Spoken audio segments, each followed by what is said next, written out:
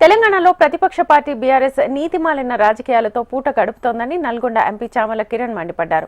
అధికార పక్షాన్ని తూలనాడేందుకే ప్రయత్నిస్తోందన్నారు. ప్రజలకు సంబంధం లేని విషయాలను, ప్రజాపాలనకు సంబంధం లేని అంశాలను మహిళల ఆత్మగౌరవానికి ముడిపెట్టి దేశ రాజకీయాల్లో సంచలనం సృష్టించాలని ప్రయత్నించడం కోడిగుడ్డు మీద ఈకలు పీకుతున్నారనే అభిప్రాయాన్ని వ్యక్తం చేశారు. రామప్పగుడి సందర్శన సందర్భంగా ఎవరికి వారు విదేశీ వనితలు కాలు కడుక్కోవడానికి తుడుచుకునేందుకు ఏర్పాట్లు చేస్తే అక్కడ ఓ వివాహిత ఉత్సాహాన్ని ప్రదర్శిస్తే దాన్ని తప్పుగా చిత్రీకరించి రాజకీయం చేయడం సిగ్గుచేటన్నారు.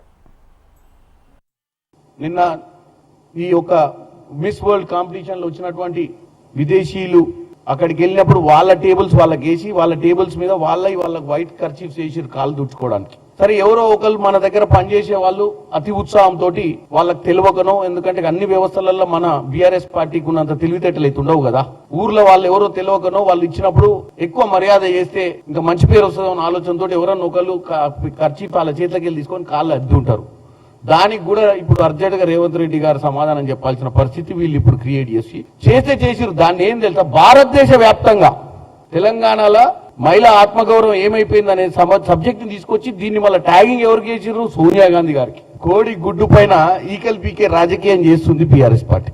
ఇక పోతే సైకో రామ్, కళ్ళు దాగిన కోతి నిప్పులు తొక్కితే ఎట్లుంటుందో ఆయన రాజకీయం అంటుంది. రోజు ఒక ఎపిసోడ్, రోజుకో కథ. దీనికి ప్రజలకు అసలు సంబంధమే లేదు, ప్రజా పాలనకు సంబంధం లేదు.